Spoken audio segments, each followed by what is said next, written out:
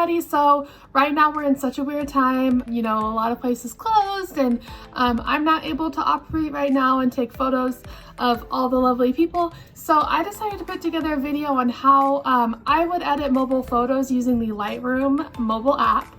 I know most people don't have those like professional grade cameras. A lot of people just have a cell phone, but you guys, cell phones take pretty dang good pictures these days. Now, I'm not saying you're out for my job or anything, because cell phone cameras can never really replace the photographer, but it's a really great chance to take your phone out, go on walks, take pictures of what you see. Like I said, cell phones take really great pictures. You don't need anything super fancy. Use the Lightroom app. I'll show you some tips on how to just step up your editing game a little bit. Know how some of these things work, because you just see a lot of sliders. Not quite sure what they do. I'll help you with that. So okay, so this is really a basic tutorial. If you'd be more interested in like advanced stuff like changing colors, making things purple, or sharpening it, let me know, because I would love to do a more advanced one, but we're gonna stick to the basics today.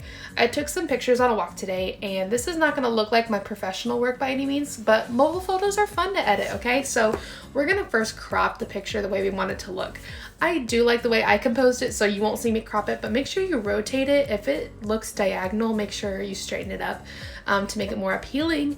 And then I go into exposure and I crank that bad boy, because you know I love some bright photos. And then I also bump up the contrast, because bumping up the exposure loses contrast. And then highlights, I actually move down, because that helps me restore some of the color that exposure can blow out. And then moving up the shadows just lightens up the picture just a little bit more. I don't really touch whites and blacks a whole lot, but it really is a balancing act. And then I mess with tint if I have people in the photo. I don't in this one, so I didn't really mess with it. And then temperature is great for making it cooler or warmer. I made it slightly cooler, and then I bump up the vibrance just to make those colors pop more.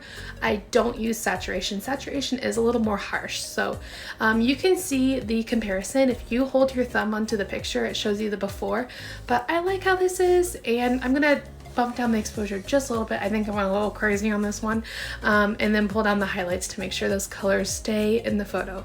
And yeah, I'm really happy with that one. So let's do another one.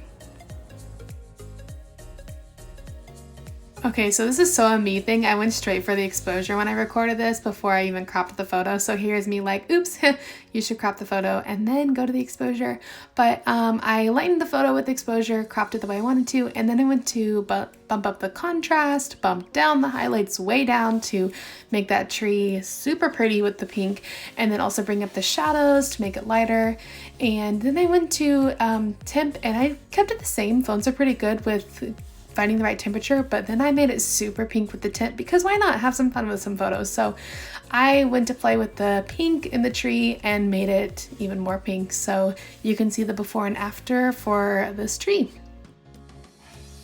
All right, we're gonna do one last edit. So you can see cropping and aligning photos that are taken at an angle can be kind of awkward. I do like how it turned out, but don't worry if you're on the struggle bus like me. And then I bump up the exposure, I bump up the contrast, I bump down the highlights, and I bump up the shadows, just like I do every time. It's sort of muscle memory to me now at this point.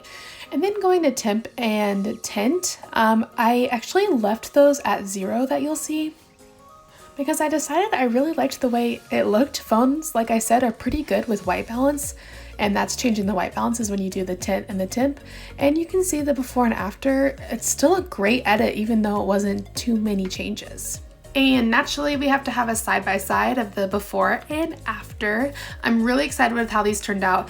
And you can notice with the white background that the photos don't seem as blown out and super bright as they did in Lightroom.